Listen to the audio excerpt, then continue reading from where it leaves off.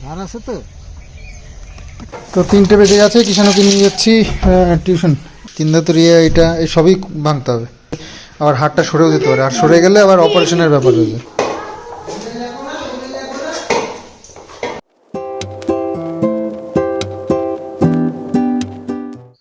শুভ সকাল বন্ধুরা। আজকের সকালটা অন্য দিনের থেকে একটু আলাদাই, একটু না দেখো অনেকটাই, পুরো ধোয়া ধোয়া দেখতে পাচ্ছ।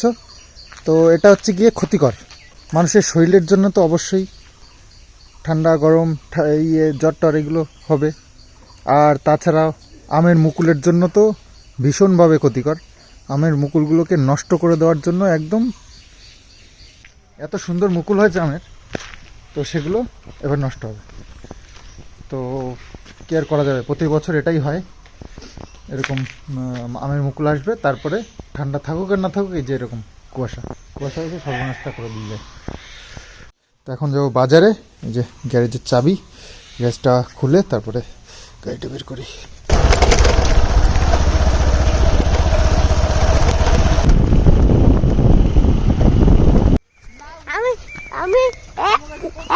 ওই যে ওই যে ওই যে ওই যে আমার কাছে না, ওই যে তুমি পারবার না তো।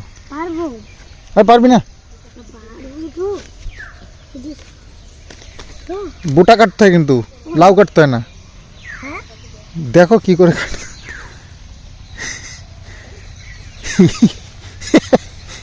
লাউ কাটে,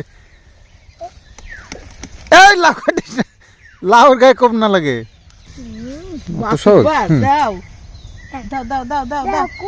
পারবে না পারবে না, হাতে লেগে যাবে বাবা, রাখ রাখ রাখ, ঠাম্মিকে দে। ওফ ভাবে না, দাদা ওরকম করে কাটে না, আগে লাউটা বের করবি তো।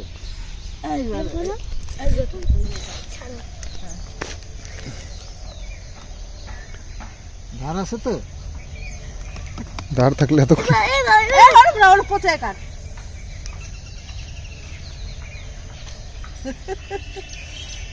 পারবে না, ধার নাই ইয়েতে,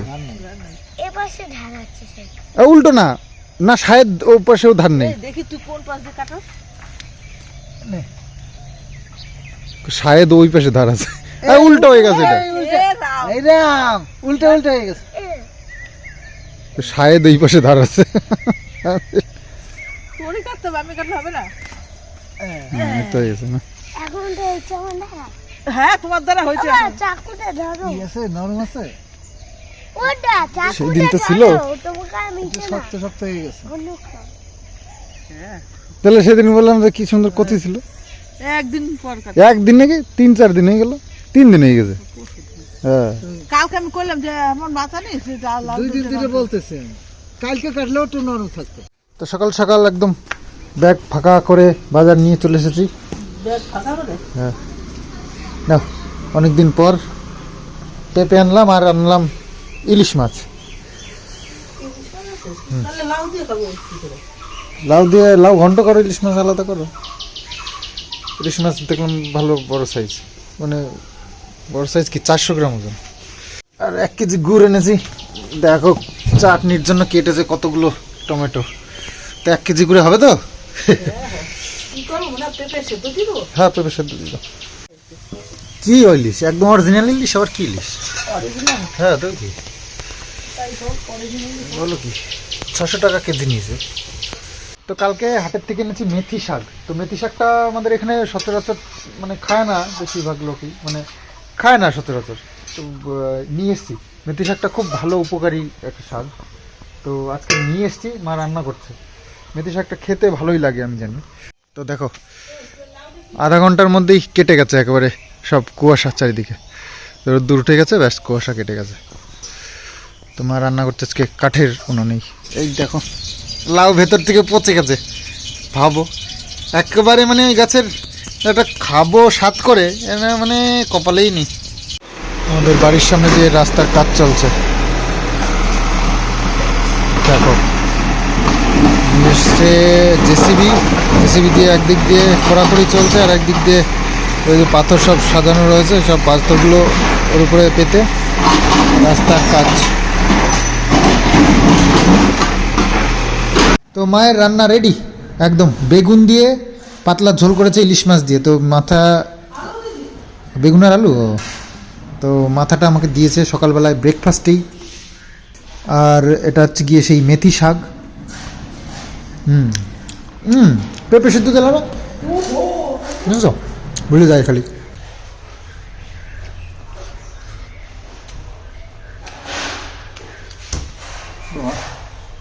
গরম।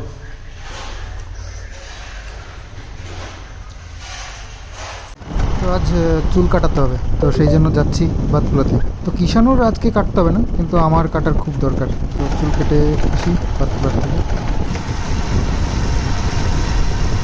তো বাড়ির সামনে দিয়ে রাস্তার কাজ চলছে, এই যে অনেক দিন এরকমভাবে পড়েছিলাম না, হবে কি হবে না, তো দেখছি না হচ্ছে শেষমেশ। তো আজকেই সব এই খুঁড়ে টুড়ে নিয়ে আবার নতুন করে পাথর পেতে, তো এই যে আবার সমান করছে। তো আমাদের ওই জায়গাটা একটুখানি গট মতন ছিল, ওটা দেখলাম সমান করে দিয়েছে, এবার হলো একটু সমান। যাই হোক, ভালো, কন্ট্রাক্টর ভালো আছে মনে হচ্ছে। আর এই দিকটায় কাজ ইনকমপ্লিট রয়েছে, এগুলোও করবে আর কি, হচ্ছে আস্তে আস্তে।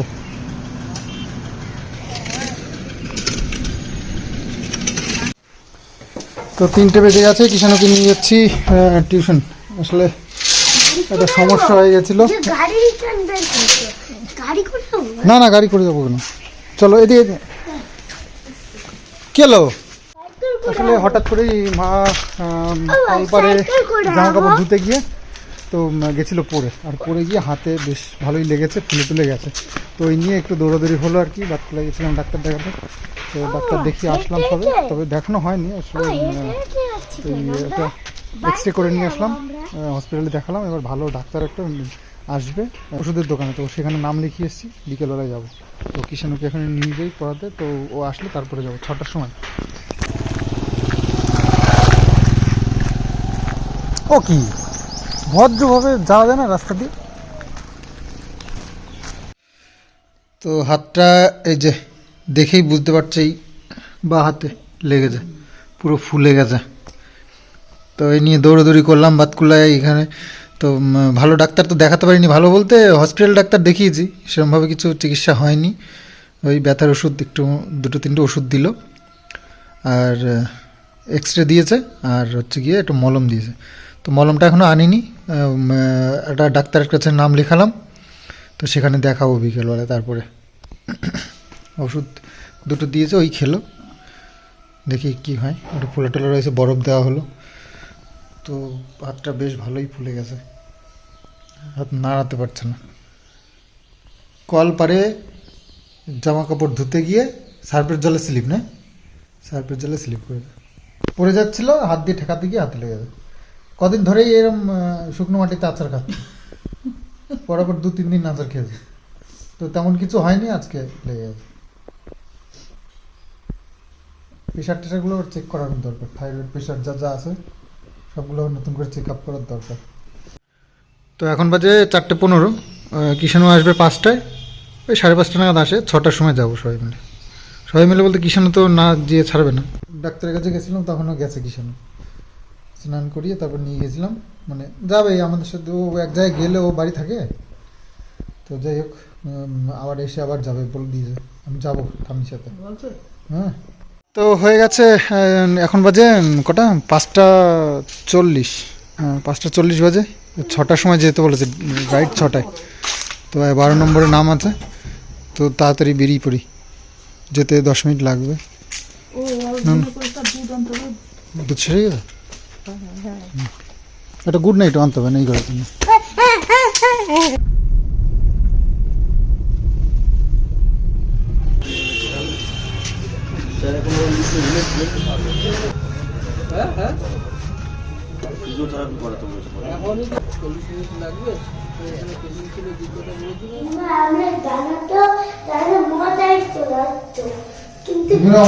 মজা চলে আসতো,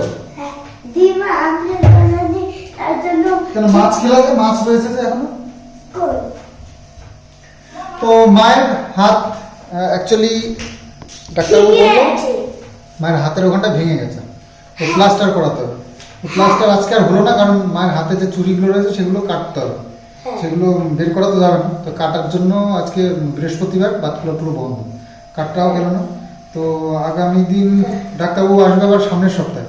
তো ক্রেপ ব্যান্ডেজ বেঁধে রাখতে বললো যে আগামী সপ্তাহে তাহলে করে দেবো, কিন্তু আমি ভাবছি দেরি হয়ে যাচ্ছে, অন্য কোথাও থেকে করে না যায় নাকি দেখি।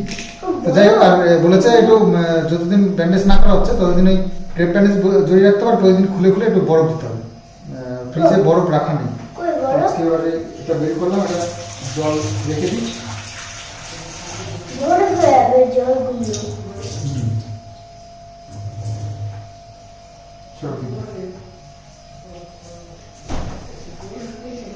এই যে হাতের চুড়িগুলো, এই যে লোহা বাঁধানো, এই যে কয় ধাতু, 3 ধাতু, 3 ধাতুর এটা এই সবই ভাঙতে হবে, মানে কাটতে হবে, কেটে, নাহলে হাত দিয়ে যা অবস্থা টেনে বের করতে গেলে অবস্থা খারাপ হয়ে যাবে। বলছে আবার হাতটা সরেও যেতে পারে, আর সরে গেলে আবার অপারেশনের ব্যাপার হয়ে যায়।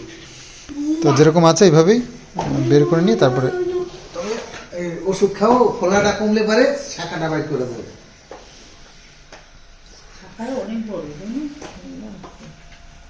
ক্যালসিয়াম দিয়েছে অনেকগুলো, 1.5 মাস খেতে বলছে ক্যালসিয়ামের ওষুধ। তো বয়স একটু হয়ে গেলে তারপরে বলছে একটু ক্যালসিয়াম মাঝে মাঝে খেতে হয়।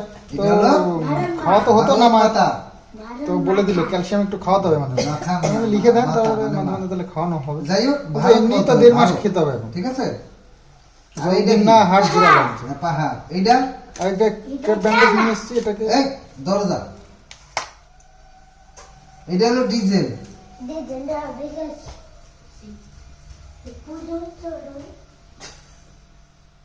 তালা দরজার উপর দিয়ে আবার এরকম একটা ডিজেল বানিয়েছে, তো এখানে কয় ওইটা তালা।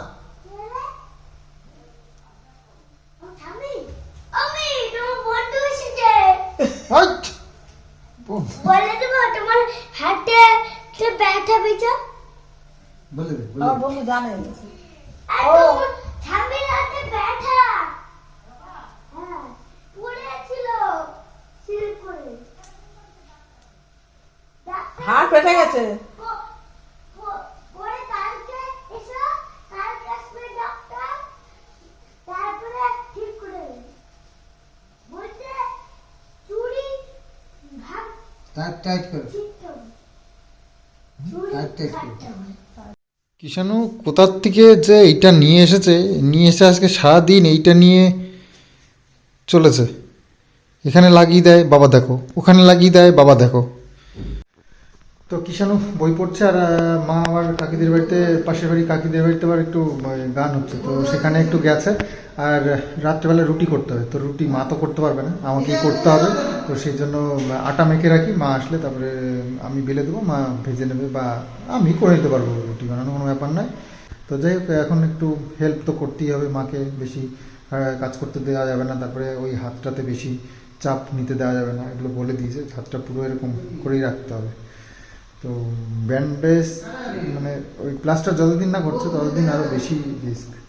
তো রাত এখন 9টা বেজে গেছে, তো আটাটা মেখে নিই, তো মা আসলেই রুটিটা বানিয়ে নেবো।